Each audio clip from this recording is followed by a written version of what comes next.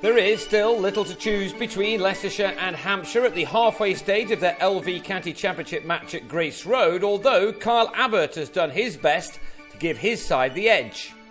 First, he started the day on his best score of the season of 33. He added 7 more to that as he and Danny Briggs carried the overnight score of 321 for 8 to 332. Abbott then edged Nathan Buck to Greg Smith to give the bowler his second 5-wicket haul in 2 matches this summer. He was to end with figures of 5 for 84. When Briggs cut Anthony Ireland to Josh Cobb just 2 balls later, Hampshire were all out for 332, a mixed bag of an innings with 2 half-centuries and plenty of other starts. Leicestershire's start to their reply was not good, Smith falling in the 3rd over with an edge off Abbott to James Vince in the slips. James Tomlinson thought he'd also removed Ned Eckersley early on, the ball though not quite carrying to the wicketkeeper Michael Bates, who made no attempt to claim the catch.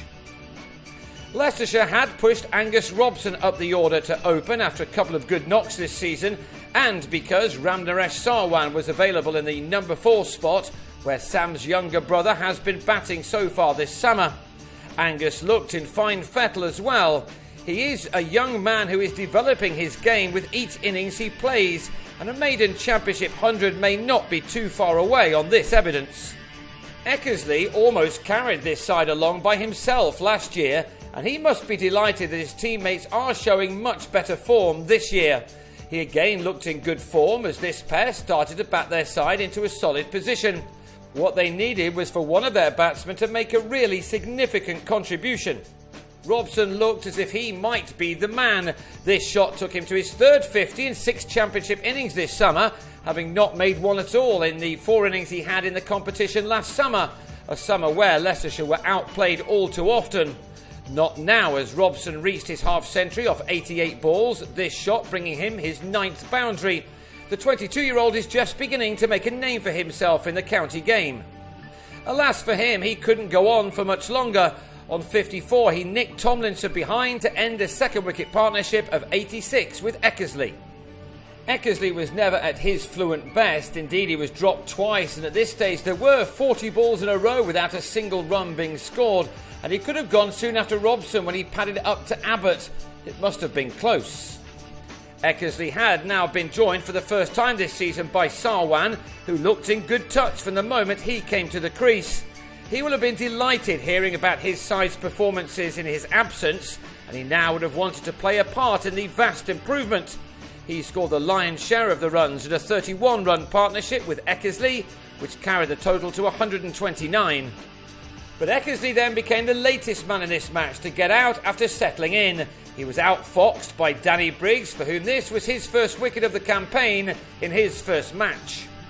Eckersley was gone for a patient 34 on a pitch which has given a complete balance between bat and ball.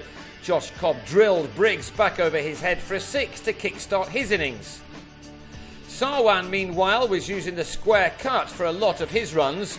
Another partnership was off and running, but for Leicestershire to really get ahead in this game, they needed this one to be a big one. At this stage, at any rate, it was the home side which had the bull by its horns. Especially with Sarwan looking this good. He started his championship summer with a half-century which was made off 74 deliveries, with 9 fours, mostly from cut shots, included. Was he then the man who would finally convert a start into a 3-figure score? He certainly helped his cause by pulling Vince for a 6 as he moved on to 60 out of his side's score of 187, his partnership with Cobb realising 58 runs in 15 overs. Going off for tea didn't help the former West Indian player though. He went to pull Abbott to the first ball after the break, but top edge to Matt Coles, the ball spending an age in the air before it landed in the fielder's hands.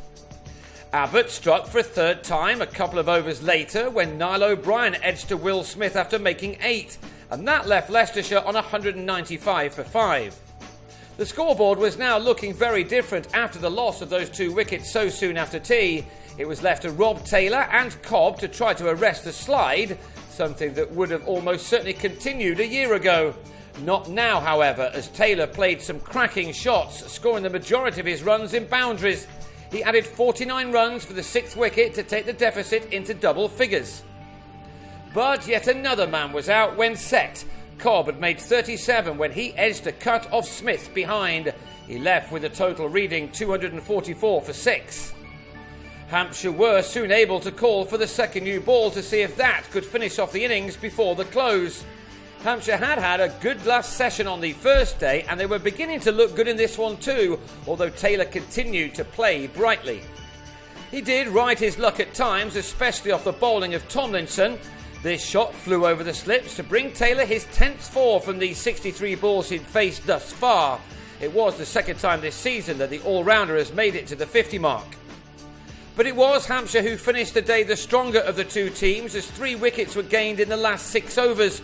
Jig and Nake played on to give Tomlinson his second wicket, and his third followed 2 balls later as Ireland edged to Vince at second slip.